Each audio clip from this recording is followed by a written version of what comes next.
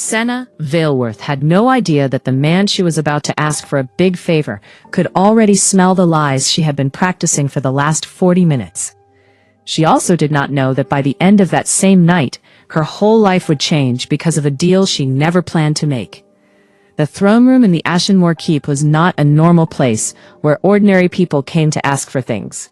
It was a serious hall, where important agreements were made with promises sealed in blood, and where big fights between groups ended with just one word from the powerful man who sat right in the middle. Yet here Senna stood, wearing a dress she had borrowed that felt taut around her ribs, and shoes she could not afford to scratch even a little. She stood there in front of the Alpha King of the Northern Territories, as if she had every right to breathe the same air as him. Calum Drakemere watched her from his dark obsidian throne, with a kind of calm stillness that made weaker wolves want to fall straight to their knees. His jaw was sharp, like it could cut glass. His dark hair was swept back from a face that looked as if it had been shaped by someone who wanted to show the world how unfair beauty could be. His eyes were the color of a cold winter storm, pale gray, with a ring of something almost like silver. Those eyes had not blinked even once since Senna had walked into the room. Senna's heart was beating so loudly that she felt sure every wolf in the big room could hear it. There were 6 of them standing around, guards and advisors.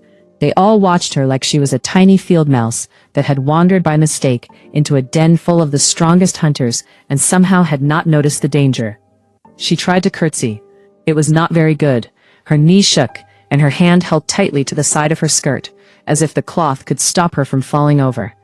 "Your Majesty," she started to say, but her voice cracked on the second word, like a dry twig. One of the advisors, a tall woman with pretty silver braids, pressed her lips together as if she felt sorry for Senna in a second-hand way.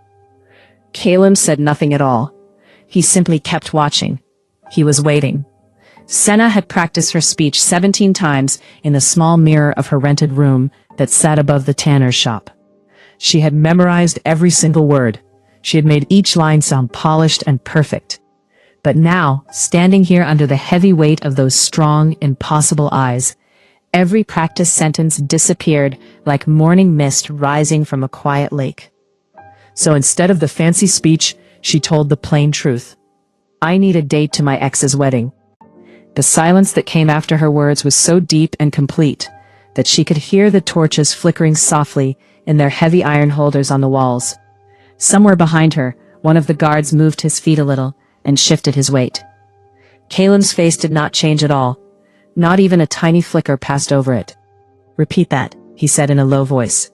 "My former betrothed," Senna said, hating how small and weak her voice sounded right then. "Aldrich Fenworth. He is marrying the daughter of House Calloway in 9 days. The entire Western Court will be there. Every noble family from here all the way to the sea." She swallowed hard. "He sent me an invitation." "Why?" It was not really a question. It sounded more like a calm command that told her to explain everything, and his deep voice made the words vibrate gently inside her chest. "Because he wants me to see it," she answered, and a hot, bitter feeling climbed up the back of her throat. "He wants me to walk in there, all by myself. He wants everyone to see what he thinks he traded up from." A small muscle in Calum's jaw tightened just a little. It was the very first movement he had made since she began speaking. Senna kept talking quickly before all her courage could run away. "I cannot go there alone. I will not give him that satisfaction. But I have no one to take with me. My family's name has been ruined. My friends all chose his side when things split apart. And I cannot bring just any person because the whole Western Court knows my face very well. They will say mean things and tear apart whoever walks in with me, unless that person is someone they would never dare to touch." "And you think that someone is me?" Calum said. "I know it sounds completely crazy," Senna said fast. "I know I have no right at all to ask you, but I worked in your mother's household for 3 full years before she passed away. I was her seamstress. She was always kind to me. I thought that maybe if any small debt of kindness was still left from that time, I could ask for this one small thing. Just one evening. You would not even have to dance with me." Something changed quietly in Calum's eyes. When she mentioned his mother, the stormy look in his gaze became softer for just a tiny second. It was replaced by something older and deeper that seemed to carry a quiet ache. Then he leaned forward on his throne, only a little, but it was enough to make the air in the whole room feel heavier and tighter.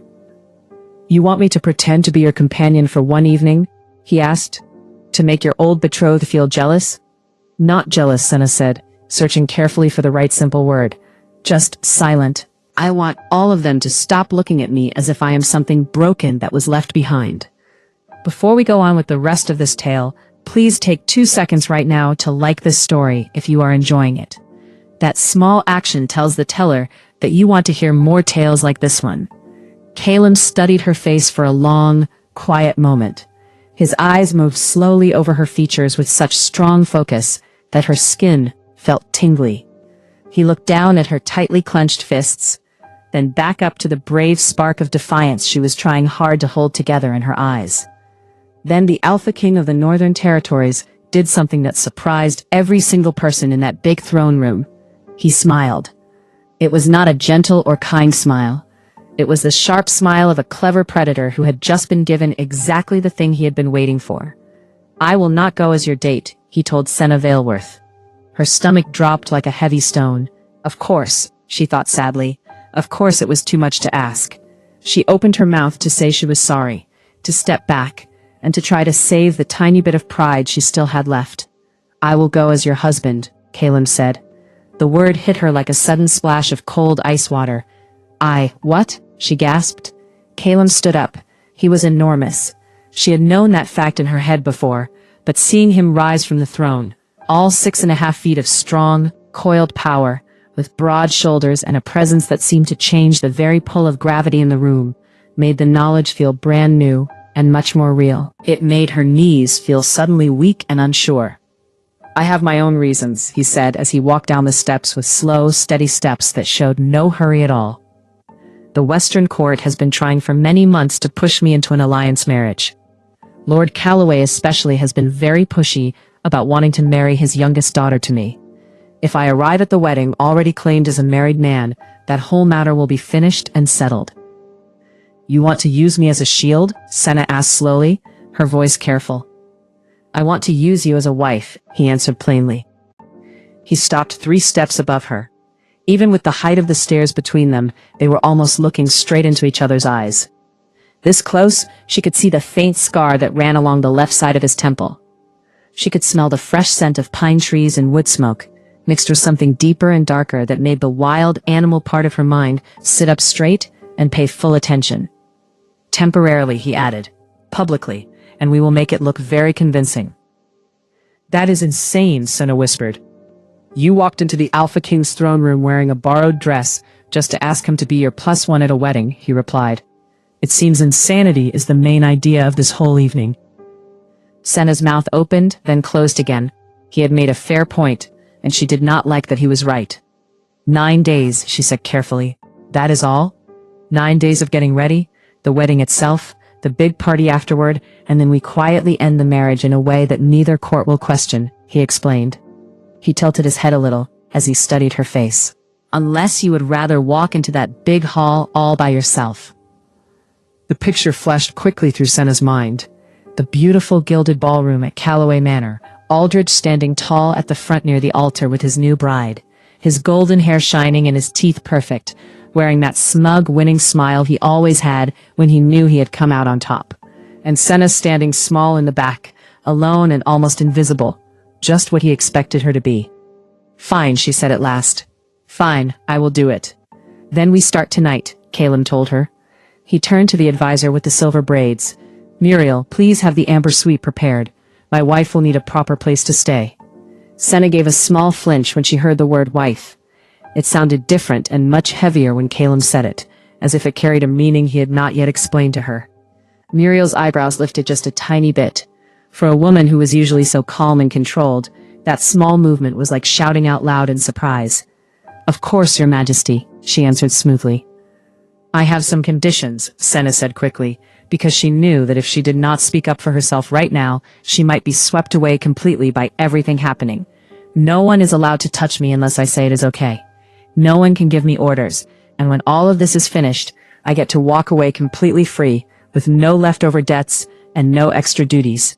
Caleb looked at her with an expression that might have been respect. "Agreed," he said. "I have one condition of my own. What is it? She asked. You must not flinch when I am close to you. A wife who pulls away from her husband would tell a story that we do not want people to believe. Senna lifted her chin bravely. I do not flinch. You flinched when I said the word wife, he pointed out gently.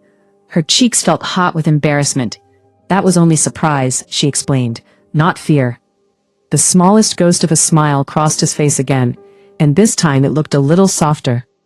Good, he said. The 9 days that came after that meeting changed everything Senna thought she understood about the Alpha King. The first 3 days were all about planning and getting things ready. Muriel, who was both Caelim's main advisor and the most amazingly organized and slightly scary woman Senna had ever met, took charge of a full transformation. Beautiful gowns were made specially by the keep's own seamstress. A ring appeared. It was a simple band of hammered silver with one bright sapphire stone. Caelim placed it on Senna's finger himself. His hand was steady and strong, but his touch was so gentle and careful that it made her breath catch for a moment. If you're enjoying this story, kindly do us a favor and subscribe to our channel. It is free and won't cost anything, but it means the world to us. We're just a small channel trying to grow. Thank you, and back to the video. It belonged to my mother, he said quietly, not looking directly at her as he slid the ring into place. She would have wanted it to be worn by someone who has real courage and backbone. Senna stared at the pretty ring, then at his hand that was still holding hers. His fingers felt warm and a little rough from hard work and calluses. Suddenly, she could not remember the words she had been about to say. They practiced many things together. They learned how to stand side by side in a natural way. They practiced moving through a room as one team. Caelim carefully explained the complicated political world of the Western court to her, pointing out every friendship, every old argument, and every weak spot she might need to know about, just like a smart army leader. Lord Calloway will try to test you, he told her on the 4th evening, as they walked together down the keep's hallways that were lit by flickering torches. He will be nice and pleasant when he speaks to your face, but he will say hurtful things quietly behind the scenes. Do not show any reaction to those sharp words. Just keep smiling and hold on to my arm. I have lived through things much worse than a rich man's rude comments, Senna replied. I know how to handle it. He said the next words very quietly, and something in his calm tone made her look up at him. His face looked sharp and strong in the warm firelight, with his jaw set firmly and his eyes looking straight ahead. I read the official court papers about how your engagement ended, he told her. I know what Aldrich did to damage your family's good name, and what he said about you in public. Senna's steps slowed for a moment. You looked into my past, she said softly. I look into the background of everyone who steps into my throne room, he answered simply. Then, after a short pause, he added, what he said about you was not true, Senna. Not a single word of it. The way he spoke her name felt low and careful, as if he was learning the exact shape and sound of it because it was important to him. She did not trust her own voice enough to answer, so she simply nodded and kept walking. She was very aware of the gentle warmth that came from his strong arm right beside hers. By the 6th day, something quiet had started to change between the two of them.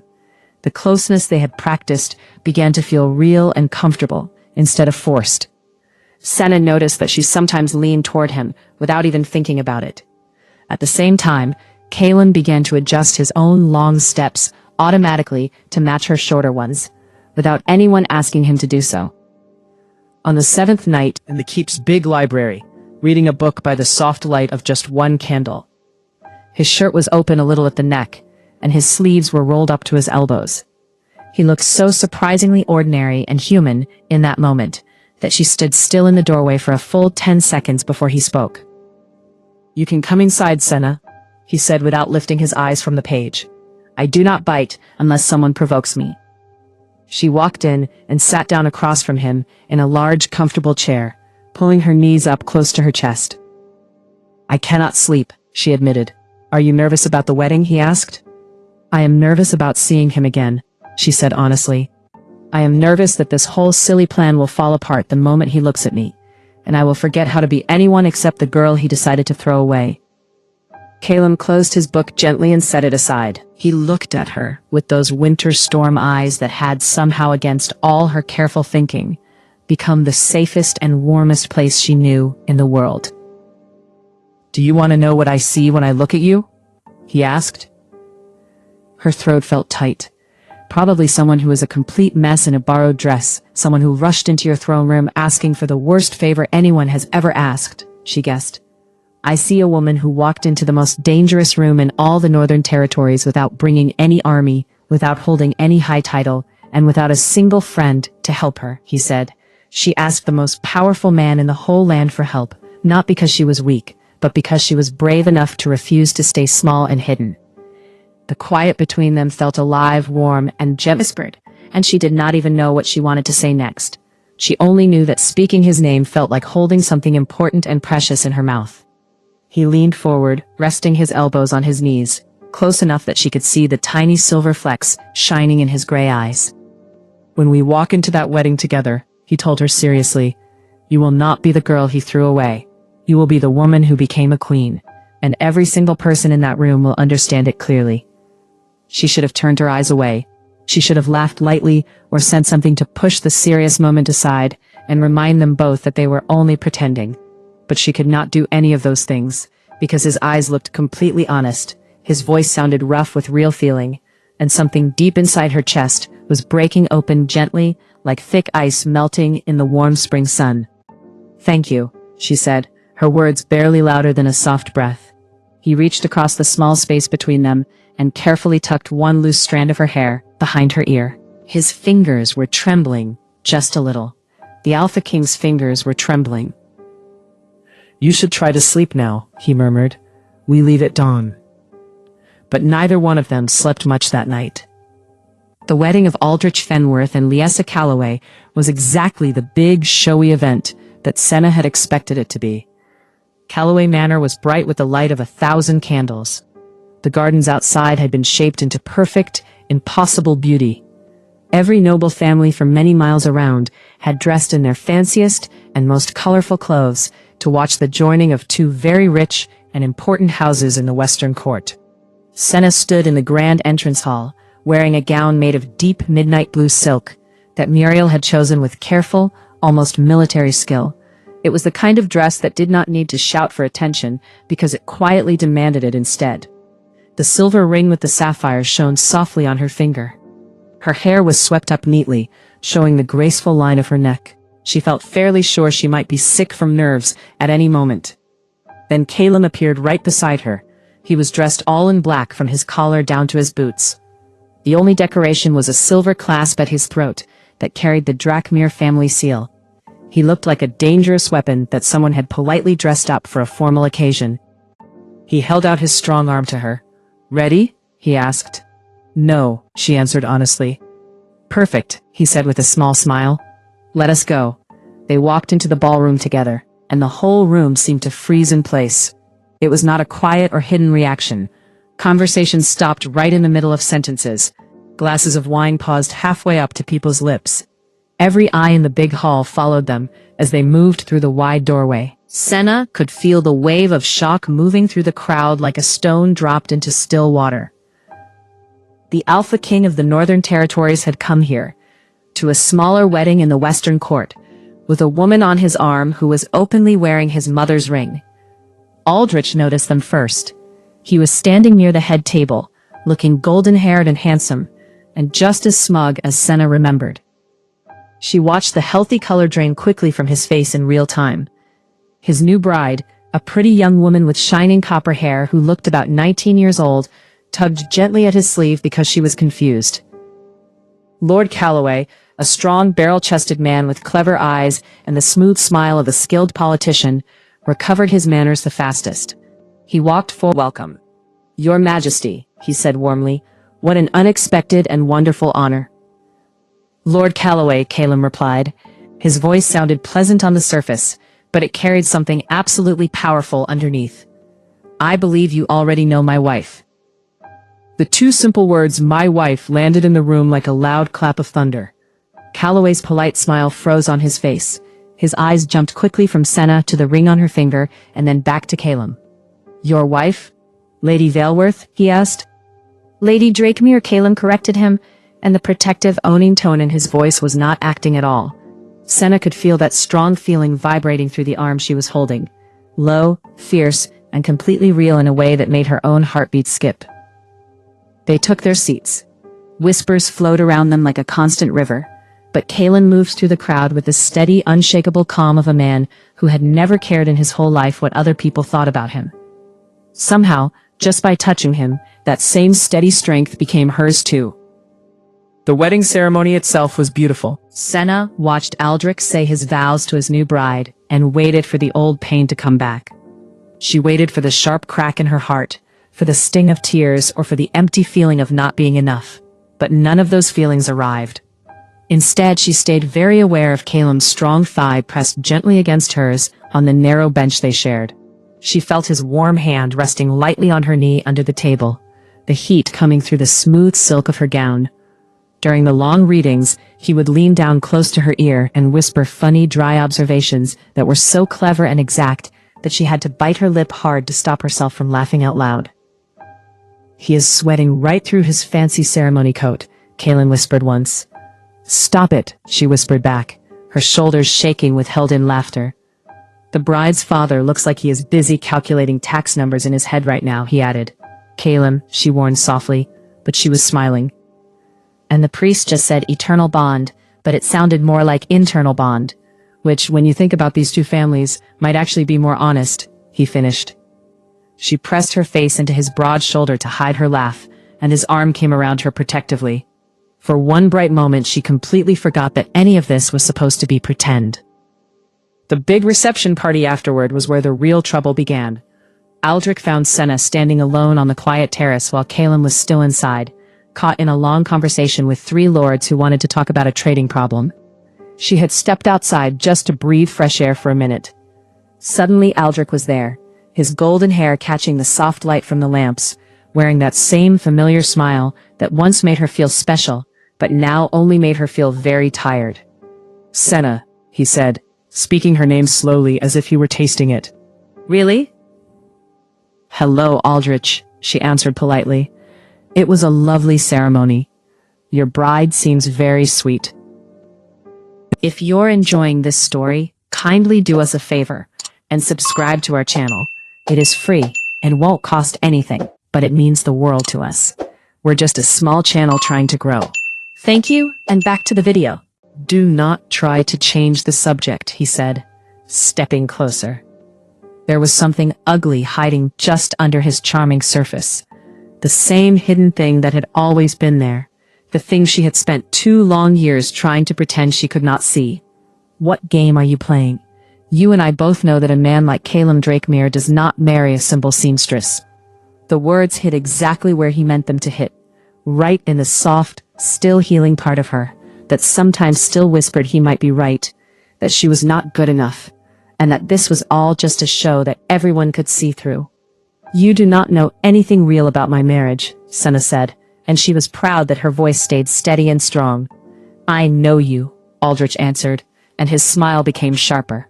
I know you are only playing dress-up, Senna. I know that ring on your finger is borrowed, just like everything else you have ever owned. And when he grows tired of this little game, you will be right back where I left you. Alone. That is enough, a deep voice said from the doorway. It was low, controlled, and carried the kind of quiet, controlled anger that made the very air in the space feel different and heavier. Calum stepped out onto the terrace. In the soft lamplight, his eyes were no longer simply the color of a winter storm. They looked like ice right before it cracks. Pale, dangerous, and completely still. Aldrich straightened his back. To his credit, or maybe because he was not very smart, he did not step backward. Your Majesty, he said, I was only congratulating your wife. No, Calum said. He crossed the terrace in 3 long strides, and did not stop until he stood directly between Senna and her old betrothed, forming a solid wall of controlled power, dressed in a fine black coat. You were trying to remind her of the smaller version of herself that you tried to create, Calum continued. The small one, the grateful one, the one who was supposed to feel lucky that you even chose her at all. Aldrich's smile disappeared completely. Here is what you need to understand, Fenworth, Calum said. His voice did not get louder. Instead, it dropped even lower, so quiet that Aldrich had to lean in to hear every word. And leaning in meant looking up. And looking up meant feeling, deep in his bones, exactly where he stood in the natural order of power in the world. Senna is not performing. She is not pretending. She is the woman who walked into my throne room and spoke to me as an equal, even when men who command whole armies can hardly look me in the eyes. You did not trade up when you left her. You simply showed everyone that you were never worthy of her in the first place. Senna's eyes blurred with sudden tears. She pressed her hand over her mouth to hold them back. If you speak to her again tonight, Caleb went on, still using that terrible, quiet voice, I will take it as a personal insult. And I do not think you want to learn how I deal with personal insults. Do we understand each other? Aldrich left. He did not walk away calmly. He retreated quickly, and every bit of his golden, polished confidence left with him. Caleb turned to Senna. The cold ice in his eyes melted away the instant they met her face. It was replaced by something raw, worried, and so tenderly caring that it hurt to see. Are you all right? He asked gently. She had meant to say yes. She had meant to stay strong, calm, and untouched by the moment, the way she had trained herself to be during 3 long years of living alone. Instead, she stepped forward and rested her forehead against his broad chest. His arms came around her as if they had been waiting for exactly this. She felt the breath leave his body in one long, shaking sigh, as if he had been holding it tightly ever since he first heard Aldrich's voice on the terrace. It was not pretend, she said softly into the fabric of his coat. What you said to him, was it real? His hand came up to cradle the back of her head. His fingers slid gently into her hair, careful and still trembling just a little. It stopped being pretend for me on the 4th day, Senna, he told her honestly. She pulled back just enough to look up into his face. His eyes looked bright and open in a way she had never seen before, from the man the whole world called the most dangerous wolf alive. I do not want the annulment, she whispered. Thank the gods, he breathed, and then his mouth was on hers. The kiss was not soft or gentle. It was the sudden release of 9 full days of careful holding back, of keeping a safe distance, of touching only her arm when he wanted to hold her waist, of watching her laugh and longing to taste that happiness. His hands framed her face tenderly, his thumbs brushing softly over her cheekbones. She rose up onto her toes and pulled him closer by the collar of his coat. For one bright, shining moment, the entire Western Court, every political plan, and every carefully built wall melted away into nothing but warmth, closeness, and the strong, steady sound of his heart beating fast against hers. When they finally pulled apart, his forehead rested gently against hers. For the record, he murmured, you were never the girl he threw away. You were the woman I found. 3 months later, the Amber Suite had been changed and redecorated. It was not Muriel who had ordered the changes, although the advisor had strong opinions about almost everything. Senna had done the work herself, slowly and carefully, one piece at a time. She replaced the stiff, formal tapestries with softer, warmer fabrics. She added tall bookshelves. She scattered comfortable cushions on the window seat, where she liked to sit and sew quietly in the mornings. The room no longer looked like a place for guests. It looked like a real home that belonged to someone who lived there every day, because she did live there now. The rest of the court had gotten used to the new situation surprisingly fast. There were a few raised eyebrows at first, and a handful of mean whispers from the kind of nobles who thought seamstresses were somehow less important. But then came the quiet, growing understanding that the Alpha King's wife was not a woman who could be ignored or pushed aside easily. She began to sit in on important council meetings. She asked sharp, clever questions. She remembered every person's name and every old complaint. She had a special talent for calming arguments with one well-chosen kind observation that made even Muriel press her lips together in quiet approval. According to the gossip that traveled through the court, Aldrich's new marriage was already showing signs of strain. Senna felt almost nothing about that news except a soft, faraway hope that the young woman with the copper hair would be okay and find her own happiness. On a quiet evening in late autumn, Senna sat in the window seat of the library with her legs resting comfortably across Caleb's lap while he tried to read. She was carefully stitching a pretty pattern of silver stars onto a piece of dark blue linen cloth. "You are making that face again," she said without looking up from her sewing. What face? He asked innocently. The face where you pretend to be reading but you are really just watching me, she teased. There was a short pause. I have no idea what you are talking about, he said, but she could hear the smile in his voice. She looked up. He was definitely watching her. The book lay open and forgotten in one of his hands. Those gray eyes looked soft and warm, with little crinkles at the corners that still made her chest feel full and happy. Come here, he said gently. I am working, she replied, smiling. Come here, wife, he said again, his voice warm with affection. The word wife no longer made her flinch or feel afraid. Now it made her feel warm and glowing inside. Like sunlight. She set her sewing down carefully and crawled across the soft cushions until she was tucked safely against his side. His arm rested heavy and warm around her shoulders. Her head fit perfectly in the gentle hollow just below his jaw. I was thinking, he said, pressing a soft kiss to her hair, about the night you first walked into my throne room. In the borrowed dress, she added with a laugh. With a terrible curtsy, he teased. She gave his side a playful pinch, and he laughed, a real deep full laugh that she had learned was more rare and precious than gold.